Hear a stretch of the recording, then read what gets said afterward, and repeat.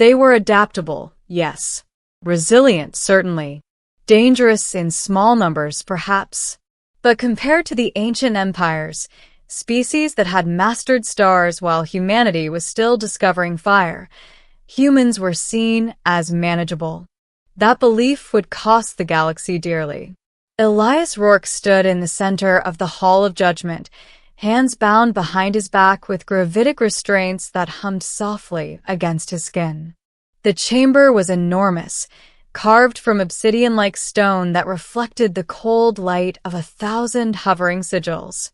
Around him sat the ruling council of the Velith Dominion, tall, predatory beings with segmented armor-like hides and eyes that glowed like dying suns. They were conquerors, and Elias was their prisoner. The human delegation had been invited under the banner of diplomacy. It had been a lie, a carefully orchestrated trap designed to end humanity's growing influence along Velith-controlled trade routes. The Velith had expected submission. Instead, they had received resistance. Human fleets fought differently. They retreated when logic said they should advanced when any sane species would retreat, and most unsettling of all, they adapted mid-battle. By the time the Velith realized humanity wasn't folding, the war had already become expensive. So the Velith chose humiliation. Elias Rourke wasn't a soldier by rank. He was a strategist, one of the minds behind humanity's asymmetric victories. Capturing him alive had taken months, cost thousands of Velith lives, and required betrayal from a neutral power. Now he was to be made an example. The High Arbiter rose from his throne, his voice echoing through the hall. Elias Rourke of Earth, the Arbiter intoned. You stand accused of destabilizing Velith sovereignty, defiling sacred battle doctrine, and inspiring rebellion among lesser species. Elias lifted his chin. His face was bruised, his lips split, but his eyes were steady. I planned defenses, he said calmly. You invaded. A ripple of irritation passed through the council. For your crimes, the Arbiter continued, you will not be executed. Murmurs followed. Execution would have been mercy. You will be bound, the Arbiter said, by ancient law. You will be married. The word echoed strangely in the chamber. Elias frowned. Married to who? The council parted, and she stepped forward. General Kareth of the Velith Dominion, the Dead Star, the Butcher of Heliox, the undefeated architect of 12 planetary exterminations. She stood nearly 3 meters tall, her armored form bearing scars etched directly into her exoskeleton, trophies, not wounds. Her mandibles were marked with crimson war sigils. Her presence alone made lesser beings avert their eyes. Kareth had never been defeated, and she had never taken a mate. Until now. You will wed General Kareth, the Arbiter declared, and serve as consort slave under her command. Your people will witness your submission. Your strategies will die with your pride. Laughter rippled through the chamber. Elias slowly turned to look at the general. She studied him in silence, her eyes unreadable. Is this supposed to break me? Elias asked quietly. Kareth's voice was low, resonant, and edged with steel. No, she said.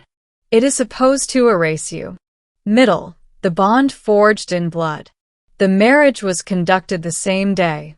There was no ceremony, no celebration, only binding. Velith marriage was not about affection, it was about dominance and unity of command. Elias was stripped of rank, clothed in ceremonial restraints, and marked with the sigil of Kareth's house. To the galaxy, he became property. To the Velith, it was poetic justice. To Kareth, it was inconvenient. She had not asked for a mate. She had not needed one. Her strength was legend. Her mind was a weapon. She had crushed rebellions with precision and erased civilizations without hesitation. A human strategist bound to her was meant to be a trophy. Instead, he became a complication. Elias was assigned quarters within her war fortress, a mobile dread citadel that drifted between stars like a blade pointed at the universe. He was monitored constantly, his movements tracked, his communications restricted. And yet he watched. He listened. He learned. Velith's command structure was rigid, hierarchical, predictable. Fatally so. Kareth noticed it first during a campaign briefing.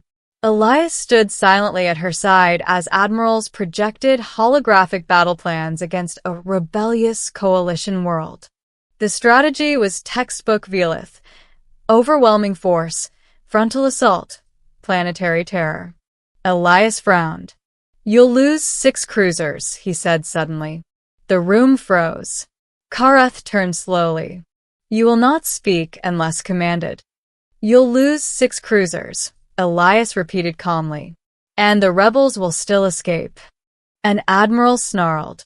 "Silence, human." Kareth raised a clawed hand. "Explain," she said. Elias stepped forward, restraints clinking.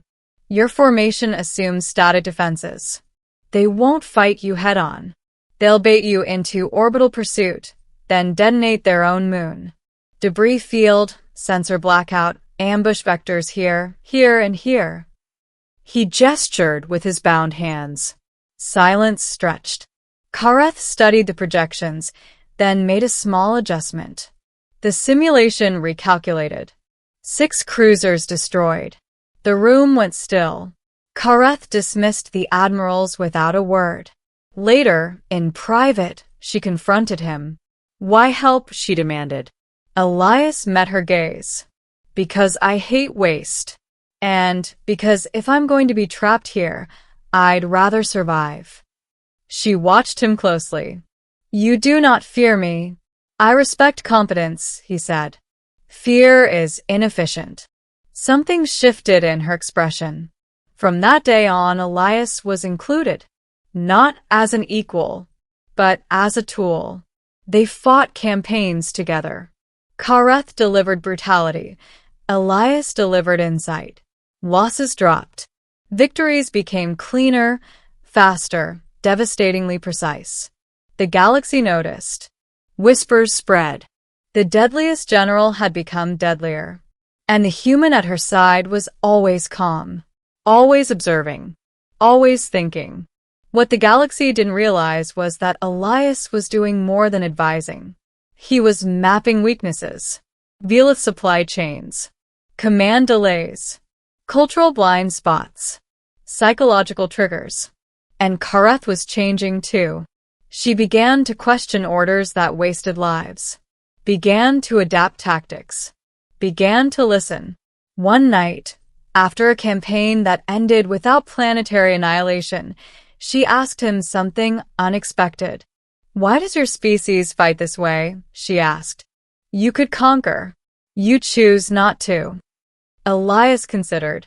"Because if we become what we hate, we lose before we win." Kareth was silent for a long time. "I was raised to believe mercy was weakness," she said.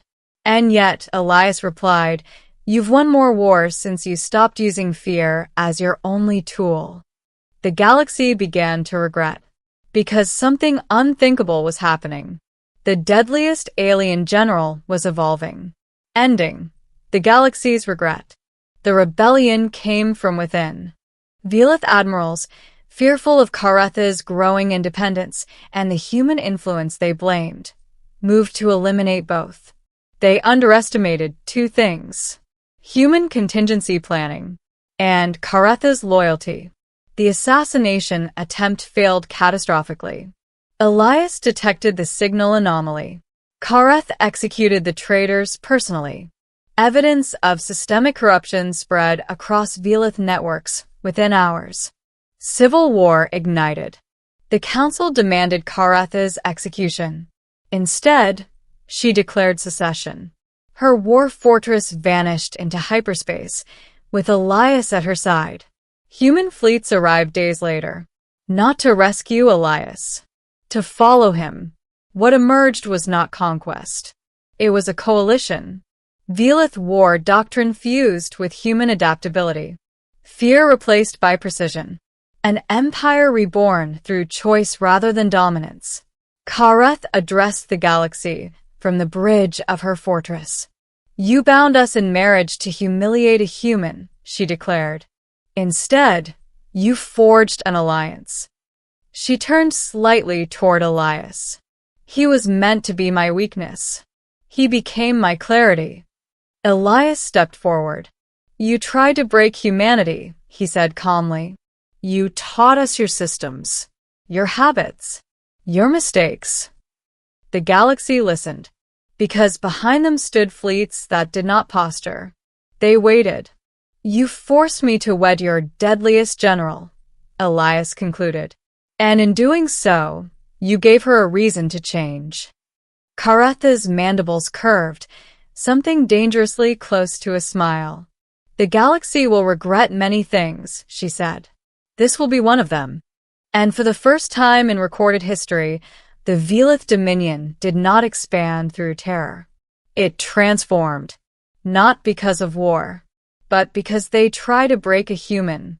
And instead, humanity rewrote their fate.